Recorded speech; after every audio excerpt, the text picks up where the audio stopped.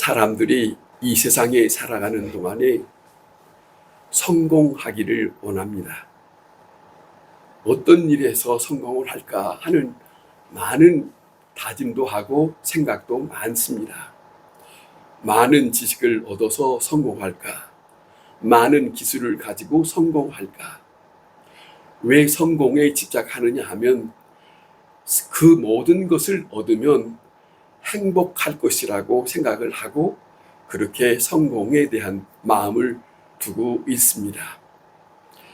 공부를 하면 또 지식을 얻으면 또 모든 것들을 많이 얻게 되면 성공할 것이라고 생각합니다.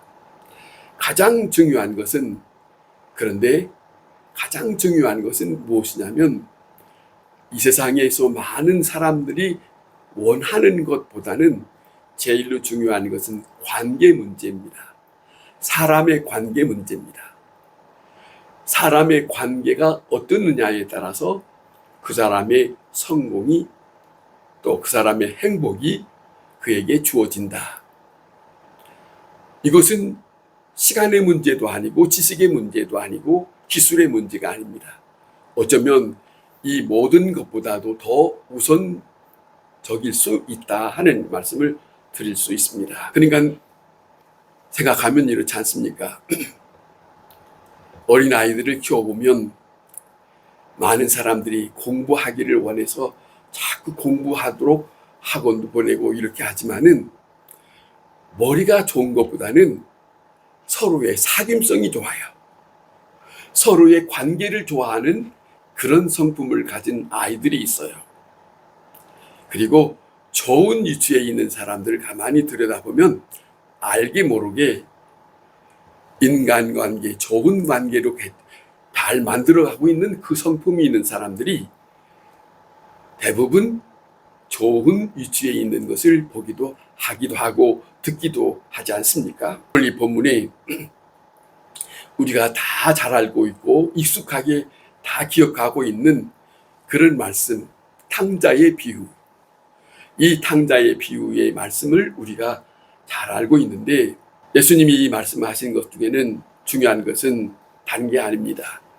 아버지와의 관계입니다. 아버지와의 관계. 아버지의 관계가 중요하다.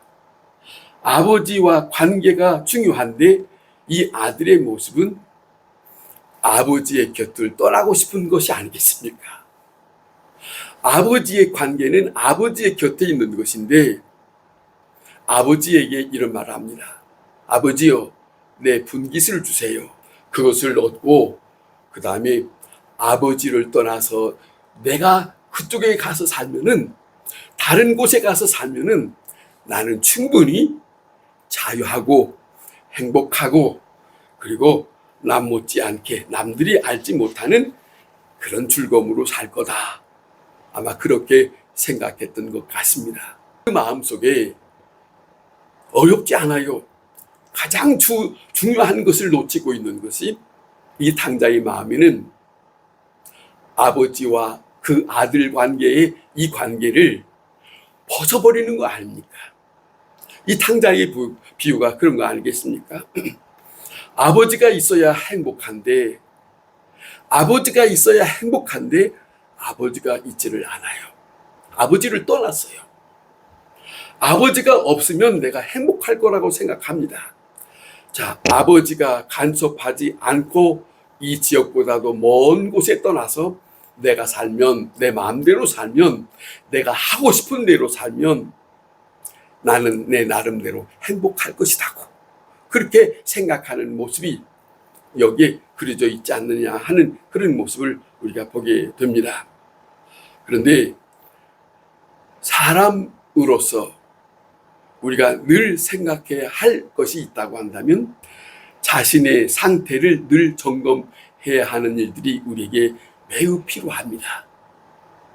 항상 무슨 말이냐면 내가 지금 어디에 서 있는지, 내가 지금 목적이 어디에 있는지, 무엇을 위해서 내가 지금 살아가고 있는지, 내 앞에 운명은 어떻게 될 것인지, 이것이 우리가 늘상 정말로 잠시라도 떠나지 않고 늘상 생각해 보고 살아야 할 부분이 있지 않겠는가. 그런가 하면 어떤 운명 속에서든지 중요한 것은 어떤 처지에서든지 나의 선택입니다. 내가 어떤 것을 선택하느냐에 따라서 그 운명이 달라지고 그 만남도 달라지고 그 선택에 의해서 자기의 미래에 대한 그 모든 일들이 달라진다. 선택이라고 하는 것이 간단한 거 아닙니다. 내가 선택하고 끝난 게 아니고 내가 선택했으면 그 선택에 대한 책임은 내게 있는 것이다. 그 선택한 장본인이 다른 사람이 아니고 나니까 선택에 대한 책임을 가지고 살아야 되는 것이 있다. 자, 그리고 자기 자신에게 일어나는 모든 일들은 우리가 잊지 말아야 할 것이 있다면 우연이 아닙니다. 우연이 아니라고 하는 것을 받아들여야 한다. 그 속에 뜻이 있습니다. 그 속에 말씀이 있습니다. 그 속에 하나님의 뜻이 있다. 사도 바울이라고 하는 사람은 그 유대 나라의 율법적인 삶을 자기도 모르는 사이에 거기에 깊숙이 빠졌지만 예수 그리스도를 만나고 난 다음에 그는 다시 돌이켜봅니다. 바울은 예수 그리스도를 만나고 난 다음에 모든 일들이 저 멀리서부터 있었던 모든 일들이 우연이 아니다. 이것은 다 뜻이 있었다. 이 사람은 이민자거든요. 교포예요. 이스라엘의 교포로 길리기아에서 살았어요. 그 길리기아는 그는 그곳에서는 헬라어를 썼어요. 이곳에서는 자기의 언어가 있어요. 자기 때문에 자기 언어도 쓰고 거기에 지역적인 헬라어도 썼어요. 이것이 다 우연이 아니다. 내가 여기 와서 태어난 것은 우연이 아니다. 이것은 하나님께서 나에게 이렇게 다시 사용하기 위해서 하나님은 이런 과정 속에서 나도 모르는 사이에 함께하고 있었다. 이 모든 것을 그렇게 생각하고 받아들이는 바울의 입장. 이 모든 것을 통해서 하나님은 나를 어디로 인도할 것인가? 나에게 무엇을 깨닫게 하실 것인가? 이것이 담겨져 있는 모습이 있어요. 뭐 사도 바울 뿐이겠습니까? 모세도 그렇고 요셉이라는 사람도 그렇고 다니엘이라는 사람도 그렇고 모든 되어진 일들에 대해서 살면서 우리는 원망과 불평을 해서는 안 된다. 그런 말씀을 우리가 생각해 봐야 할 것입니다. 탕자의 내용 오늘 봅니다. 이 탕자의 내용을 우리가 함께 보는데 그는 고향을 떠났습니다. 멀리 가서 호랑방탕했습니다. 자신이 가지고 있는 것들을 다 탕진했습니다. 재산이 없어졌습니다. 이 재산이 있으면 자기는 당당하게 뭐든지 누구에게 굽히지 않고 살 것처럼 자기 존재처럼 여겼던 것인데 자기가 원했던 재산이 이것이 가만히 있던가요? 시간이 그리고 환경이 달라지면 이거는 낭비하기 쓰게 돼 있어요. 소비하게 됐단 말입니다. 소비하게 되는데 자기 존재와 같은 것들이 점점 사라지는데 자기의 신세가 궁핍해서 고파지게 됐습니다. 얼마나 답답하면 죄지 치우는 곳에 가서 나를 일꾼 삼아주세요 하는 그곳에 가서 먹을 것이 없어서 돼지가 먹는 것을 먹었다고. 그런 정도로 그렇게 아주 저 밑에까지. 그리고 그 저지에 있어서 자기 아버지를 생각하게 되더라. 누구든지 절망 속 아주 밑바닥에 처할 수도 있어요. 그러나 중요한 것은 여기 탕자의 비유 속에서 우리에게 생각하게 하는 것은 그런 입장이지만 그 입장에서 내가 무슨 생각을 하고 있느냐. 이것을 자꾸 탓하면 헤어나올 곳 없으나 지난날에 자기 아버지를 생각했던 이 탕자에게는 새로운 길이, 새로운 마음이 내 아버지 집에는 풍족한 것이 많은데 지금은 현실적으로 막막해요. 그러나 내 아버지 집은 내 아버지와 함께 있었으면 이제사 그 마음이 들었어요. 이제사 그 마음이 들었기 때문에, 아버지를 생각하는 마음이 있었기 때문에 돌이킬 수 있는 마음이 생겼다. 돌이킬 수 있는 마음은 그냥 있는 거 아닙니다. 지금 있는 처지를 원망하고 불평하면 돌이킬 수 없으나, 그러나 지 현실보다도 나를 전에부터 함께 하고자 했던 그분을 생각하면 돌이키는 거죠. 돌이키면 삽니다. 돌이키는 것은 아버지의 은혜를 생각하는 거죠. 아버지의 사랑을 생각하는 것이죠. 돌이키는 것은 내 마음의 지금 현실을 붙들고 있는 게 아니라 이걸 놓고 그쪽을 생각하는 것이죠. 그 마음이 오늘 탕자 비유 속에 있습니다. 바로 이 순간 무슨 생각하느냐, 참 매우 중요한 거 아니겠습니까? 이 고통 속에, 절박한 시간 속에, 이 위기 속에 과거 생각하면 죽습니다. 그러나 이제는 미래를 생각하는 거예요. 아버지 집을 생각했다 하는 것을 우리가 이 본문에서 우리에게 가르쳐 주고 있습니다. 스스로 돌이켰다. 돌이켜서 그가 생각하는 것은 이제는 내가 내 아버지 집에 돌아가야 되겠다. 히브리서 11장에 믿음의 사람들의 쭉 나열하면서 거기에서 하는 말이 있습니다. 우리가 가야 할 본집이 있다. 거기에 그런 말이, 아브라함에게도 나의 본향집을 생각한다. 믿음의 사람, 현실적인 이 세상을 바라보고 사는 게 아니고, 여기서 살다가 정말로 절박한 처지에 있지만은 믿음의 사람은 내가 가야 할 본집이 있다. 본집을 생각하고 마음을 돌이킬 때에 소망이 있는 것이다. 여기를 벗어날 수 있는 것이다. 묶이지 않는 것이죠. 이 시간에 돌이키는 마음이 아버지와 관계를 회복할 수 있는 그런 시간이 되었다. 이걸 말하고 있어요. 이 얼마나 중요한 거예요. 아버지가 나를 그토록 사랑했는데, 내 재산을 주시오, 내가 나가려고 할 때 아버지가 그토록 말렸는데, 내가 나를 떠나면 어려울 텐데, 마음속에 그런 마음으로 나를 대했을 건데, 그 아버지를 생각하는 거예요. 내 자신이 나를 생각하고 사랑하는 것보다는 내가 아닌 내 아버지가 더 지극하게 사랑하는 그 아버지를 생각한 탕자. 이 시간이 바로 그런 시간이다 하는 말씀입니다. 아버지가 나를 생각한 것, 그 아버지 생각 때문에 탕자는 돌아오게 되었습니다. 만약에 아버지가 이상한 사람이었다면 생각하기가 어렵지요. 그러나 나를 사랑하는 아버지, 나를 품어주는 아버지, 나를 지극히 생각하는 아버지, 여러분, 하나님이 그분입니다. 여러분, 용기가 있어야 합니다. 용기가 없으면 돌이킬 수 없습니다. 마음에는 원치만 내가 마음을 원하는 것만 갖고는 안 돼요. 용기가 있어야 벗어날 수 있어요. 용기가 필요하다 하는 것이지요. 용기가 없으면 절망으로 거기에 머물러 버리고 죽고 만다. 돌아오는 발걸음 속에 그 마음의 심정이 얼마나, 사실은 생각하면 여러 가지 생각이 나겠죠. 내가 왜 지난날에 이렇게 했을까?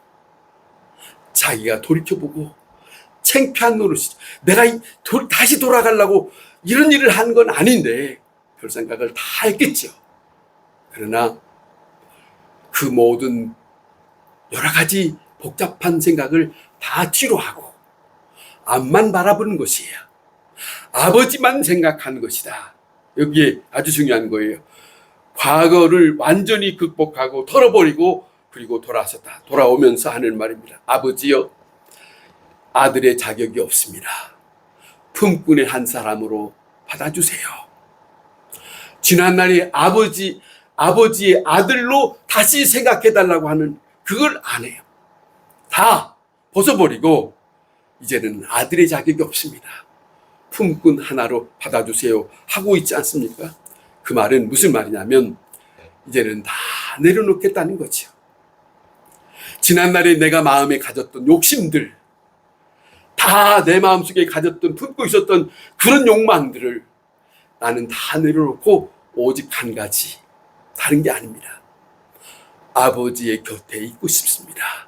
아버지의 아들로 여겨달라고 그걸 쟁취하기 위해서가 아니고 그냥 아버지의 곁에 있고 싶습니다. 그것이면 나는 족합니다. 이 마음이 여기에 있어요. 그러면서 하는 말입니다. 나는 아버지와 하늘에게 내가 죄를 지었습니다. 그런 고백을 하면서 돌이키는 이 마음이 여기에 있습니다. 여러분, 우리는 절박한 시간에 처할 때가 있습니다. 그러나 돌이키지 못하고 절망하고 후회하고 낙심하고 그리고 자존심 때문에 부끄럽고 창피하고 그럴 때 되면은 더 이상 다시 소망이 없습니다. 죽으면 거기에서 마지막 인간의 절망적인 것을 생각하면서 죽으면 끝나지 그런 생각하면 소망이 없습니다.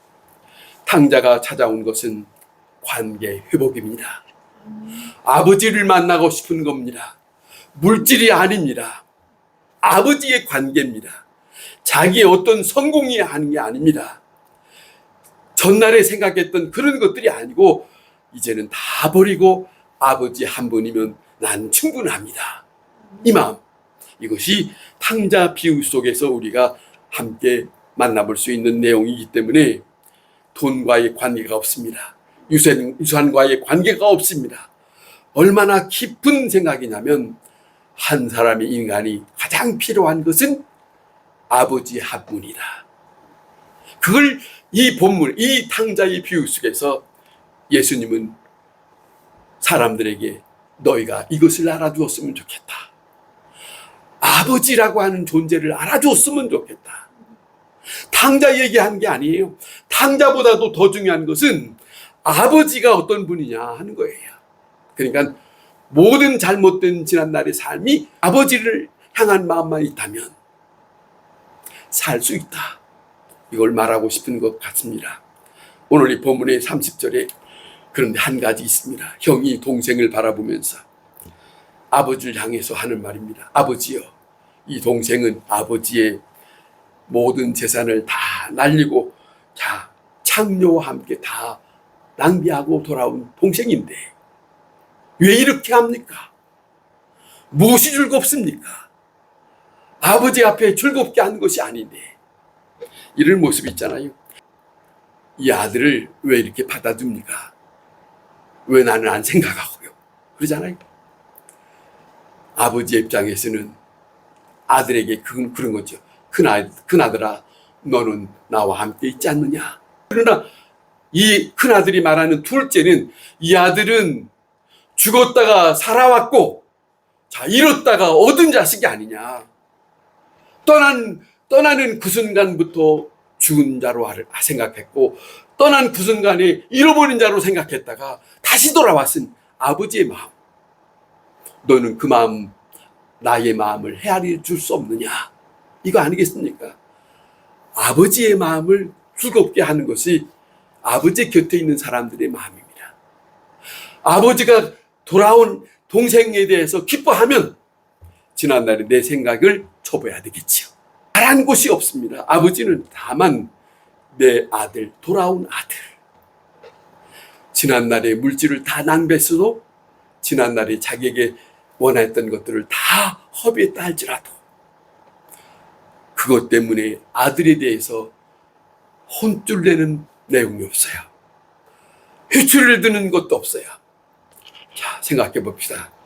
이 사건을 놓고 형은 율법적인 비판을 하지만 그런데 이 동생은 옷을 입고 이제는 아버지께서 준비하는 잔치자리에 참석하고 있는데 잔치자리에 앉아있는 이 동생의 마음에 둘째 아들의 마음에는 어떤 마음이겠습니까? 이 잔치가 마냥 즐겁겠습니까? 창피하지요. 지금 아버지 앞에 내가 지난날에 어떻게 했는데 생각하면 아버지 이러지 마세요. 이럴 거 아니에요. 그런 마음이겠죠. 그런데 아버지가 하시는 대로 그대로 하시는 것을 바라보면서 가만히 있는 것이 이 탕자의 마음에 탕자가 잔치에 참여하는 그런 시간일 수밖에. 창피하다, 나는 어쩌면 좋으냐, 이 생각이, 내 체면이 어떻게 됩니까, 이 생각을 접어둬야 돼요. 아버지의 곁에 아버지와 함께 있으면 내 자존심도 다 내려놓고 그냥 함께 있는 것으로 족하고 기뻐하는 것, 아버지께서 기뻐하는 마음 그대로 받아들이는 것, 그것이 회개입니다. 돌이킴입니다. 그것이 바로 영광의 길입니다. 무자격합니다. 그러나 아버지가 주는 이 영광을 그대로 받아들이고 있는 이 모습이, 이것이 아버지와 아들의 관계, 이것이 우리가 하늘 아버지 앞에 돌아오는 것이, 아버지의 나라에 참여할 때 아버지와 함께하는 그 기쁨을 누리는 것을 탕자의 비유에서 예수님은 말씀하고 있는 거 아닙니까? 저 지난날의 그날을 생각하게 하는 것이 아니고 다시 돌아와서 너는 나와 함께하자. 이것이 믿는 사람에게 보여주는 소망의 자리, 이것을 성경에서는 말씀하고 있습니다. 이 자리에 모든 사람이 참여할 수 있기를 바랍니다. 기도하겠습니다.